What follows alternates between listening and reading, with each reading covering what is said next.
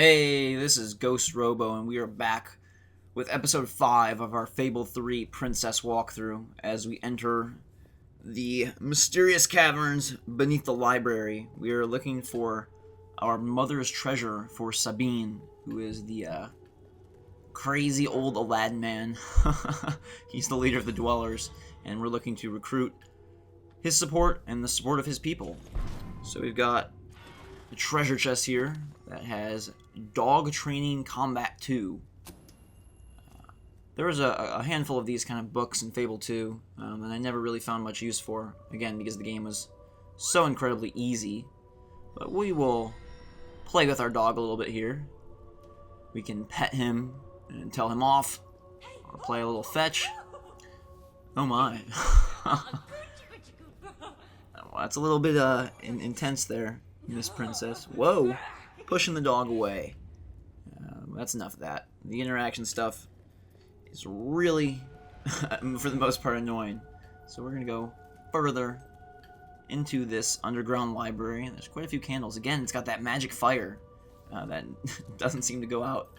Even after 50 years or however long has passed since Fable 2, it's still hello, Jasper here. lit up. Everything is still lit up, nice and strong. Is what is known as a flit switch. A flit switch, However, on says the subject Jasper. of amazing things, you will not believe what I have just found in the sanctuary.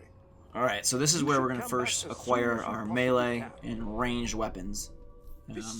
So they're going to give us a little choice, as you're going to see in a second here, between a sword and a hammer. And so far, the only annoying part of this 3D menu is the fact that you have to enter the rooms. I'm not sure if there's a way to directly just go into the armory. I wish when he prompted, hey, come to the armory, you pressed select and instantly went to the armory. But instead, no, you load into that little room and have to go from there. This is another big thing that Fable 3 has touted, you know, the changing weapons for these hero weapons that change depending on how you fight, as Jasper's mentioning here. From what I've heard, there really isn't as much of a drastic change as some people were hoping for, but we'll see how it goes.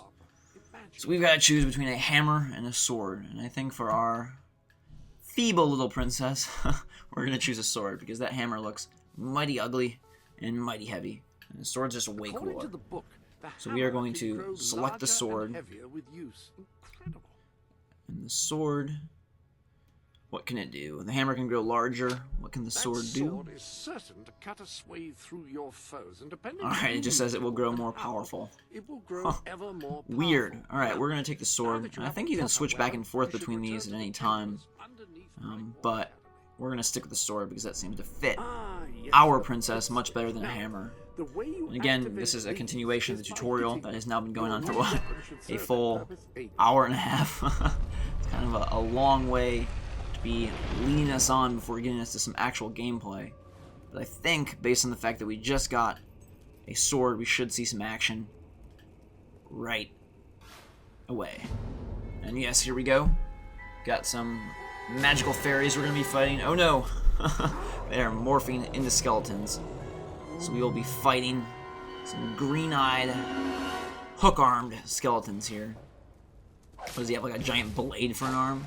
It's kind of cool. So here is the combat. Oh, a little bit of blood.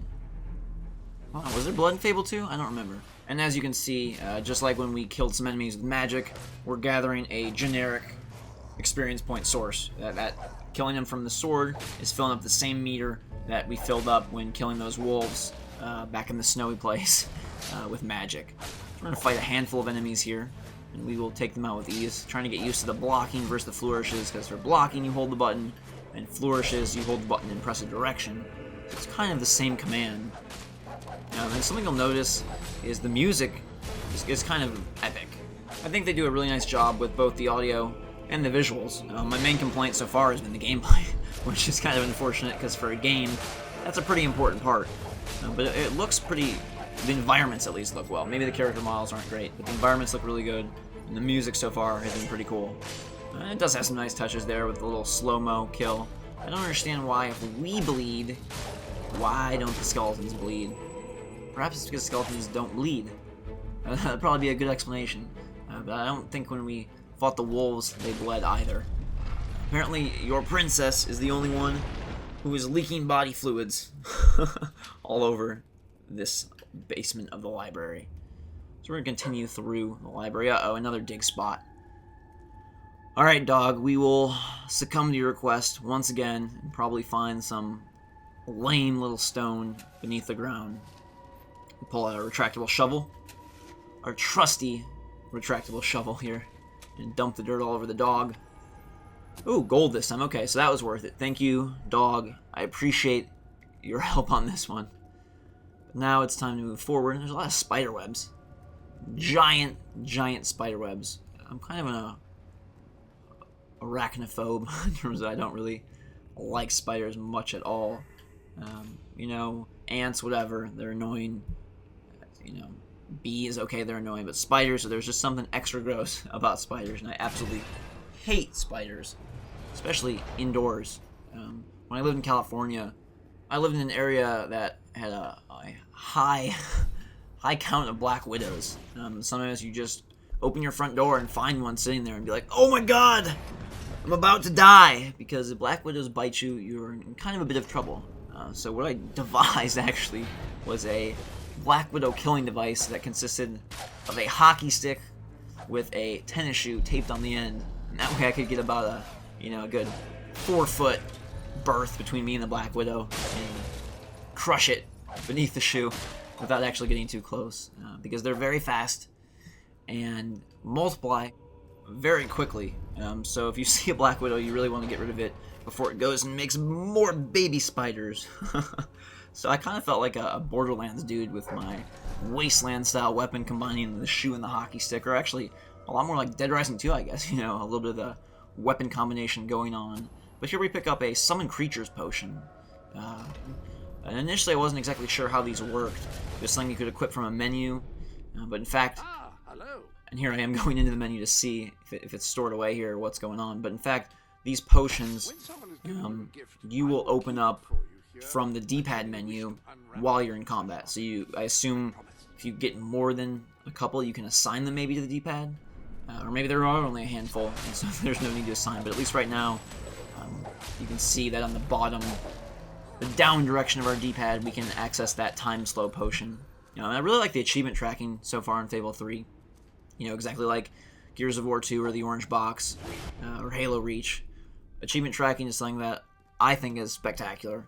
You know, it's always frustrating when you have an achievement that's like, you know, oh, kill 50 of this, and you have no idea how close you are to killing 50, or you know, complete 100 flourishes. Well, how do I know if I'm at flourish number 20 or flourish number 95? Achievement tracking takes care of that for us, and I really would love to see every game include that. So we're going back and forth into the menus here to A, try to find that potion, and B, to check out the different rooms. Here is our, I guess, our Scrooge McDuck gold room. We don't have very much at the current time, but we're hoping to get a few more money bags by the time we're all done here. I don't know what Jasper is talking about, what he is racking his brain over. So we're going to head out of our little gold room. So you've got the armory, got the whatever dressing room, your money room, that also tracks trophies and accomplishments. So when you complete a major quest, if you get a reward from that, or some kind of plaque or trophy or whatnot, that will show up in that room as well. We've got quite a few chests laying around on these crazy moving platforms. I don't know how our mother designed these. They must have been awfully tough to construct. I'm going to create some magic moving platforms that appear to be thousands of feet above this cavern. And who put them here? I don't know. Apparently we had a very strong mother. She was able to lift all of this stone. And this section's kind of taking a little bit of a long time, but we're going to open up some more chests. And what do we got here? Another slow time potion. Okay. I don't think these are very important, at least early on. The enemies are all very easy and telegraphed, as you can see. How those little floaty fairy dust things transform into skeletons, you got me. And who put them there? I don't know. But here they come, dropping from the light. We've got a couple more skeletons to fight. And to make things a little bit more interesting, I'm actually going to use that Summon Creatures potion.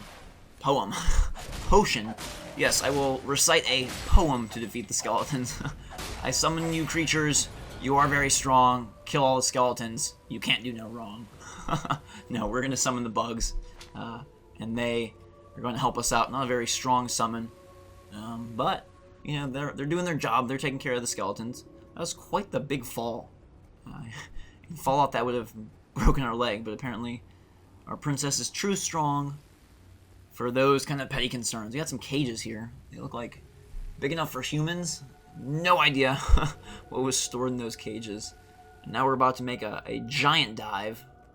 Can we climb onto those cages? No, we cannot. So let's dive away, down into the water. And who knows what we will find in the depths of this cavern.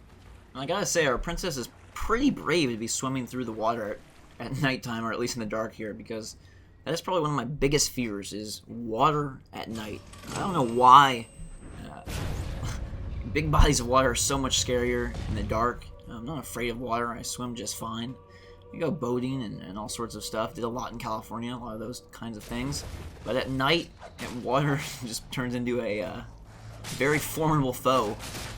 I guess I don't really know why so much, except that you can't really see through it so much. But then again, you can't really see through the ocean that much in the daytime. There's just something about water at night. And I don't know if it's subconsciously ingrained from movies and books and all sorts of pieces of media that describe horrible things happening at night in the water. But yeah, water at night is pretty terrifying. And so are these skeletons with meat cleavers and sickles for arms. Or at least that they're carrying weird hooks and whatever else they got going on. But we handle them and move along. It's kind of interesting how RPG light Fable 3 really is. You know, the main RPG things are that Road to Rule, where you upgrade your abilities and acquire new ones. This is how it and then I guess the king and queen decisions at the end are kind of RPG-ish, and maybe the interaction system you could consider like an RPG, but a lot of it is an action-adventure. As you can see, we haven't made a choice in a long time. We're just walking through a dungeon, basically, and fighting off enemies. So, you know, there's no direct upgrading, no level progression system, at least on a consistent basis. So it really is a hybrid action game, and I feel like so far, this one's leaning even more in the action area than Fable 2 did. So we're going to move up these steps. Uh-oh. Dog, what have you found? No! Another dig spot! Let's burn the dog alive. Punish him for his findings. And apparently he can't find it. This is kind of I remember one of the frustrating things about Fable 2. You'd see a dig spot or a treasure chest. The dog would just be like running around aimlessly with no indication of where he was going to end up or where the dig spot was. Now it looks like he's forgotten about it or something because he no longer has the marker above his head. We talk a little bit about game design. I think this is kind of a poor first showing from Fable 3. I understand they want to be much more accessible and much more appealing to, you know, the quote-unquote casual gamer. But an hour and a half long tutorial, you know, not really putting your best foot forward. Doesn't drop us into anything that exciting. I didn't feel that the castle was also grand. You know, if there was some huge siege or, you know, whatever, outbreak of violence, maybe that would have been a little bit more interesting, but instead we're kind of slotted through a kind of mundane intro here. You got kicked out of the kingdom, but not much else is going on. As we continue to fight off skeletons, right about now I'm starting to get a little bit more into the combat, as you can see, combining my magic with sword strikes, and it does look cool, as we add a little bit of flair and style to our combat routine. But this cavern goes on for quite a while, so we're going to finish it next episode, wrap this one up. And I want to take this opportunity to say thank you very much for watching. Check out my Fallout videos and some other stuff we got going on my channel. But until next time, we will see you later.